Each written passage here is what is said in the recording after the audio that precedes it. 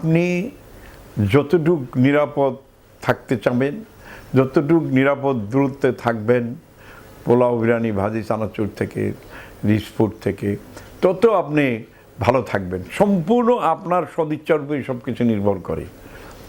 এই সামনে আপনার কুরবানির সময়, এই সময় আপনি কিভাবে কতটুকু আপনাকে মাংস থেকে দূরে থাকতে পারবেন, আপনি কতটুকু ভেজিটেরিয়ান আছেন। আপনি 100% ভেজিটেরিয়ানও থাকতে পারেন, আবার 80% ভেজিটেরিয়ানও থাকতে পারেন, 70% ভেজিটেরিয়ানও হতে পারেন, 50% ভেজিটেরিয়ানও হতে পারেন। তবে আপনাকে 50-এর ঊর্ধ্বে ভেজিটেরিয়ান হতে হবে। আপনাকে ন্যাচারোপ্যাথিকে মানতে হবে। আপনাকে সুষম সহজপাচ্য খাবার খেতেই হবে। ডালের পানি একটু খাবেন, কিন্তু সেজন্য অনেক ঘন ডাল প্রতিদিন প্রতিবেলায় অজস্র খাবেন।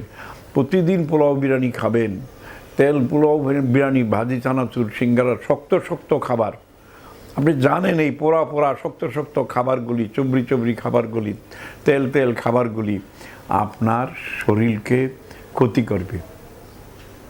আপনার ঘুমের কিচ্ছতা করবে, আপনার প্রস্রাবের কিচ্ছতা করবে, প্রস্রাবে দুর্গন্ধ হবে, প্রস্রাব লালচে ডালচে ভাব হবে, প্রস্রাবে বাধা হবে, কোষ্ঠকাঠিন্যর সৃষ্টি হবে, হজম শক্তির সমস্যা হবে, গ্যাস্ট্রিক আলসার সৃষ্টি হবে, প্রেশার বেড়ে যাবে, মানসিক দুশ্চিন্তা হবে, চেহারার বর্ণ কালো হয়ে যাবে, চোখের নিচে কালো দাগ পড়বে। সব কিছু আপনি জেনে শুনেই কিন্তু বিষ করিতেছেন পান।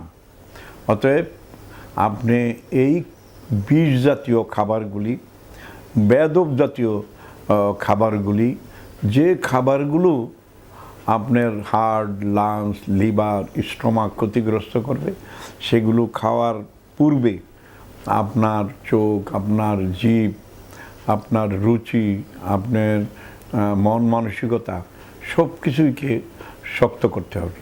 তাহলেই আপনি দীর্ঘায়ু লাভ করবেন, সুস্থ থাকবেন, সুন্দর থাকবেন, ভালো থাকবেন।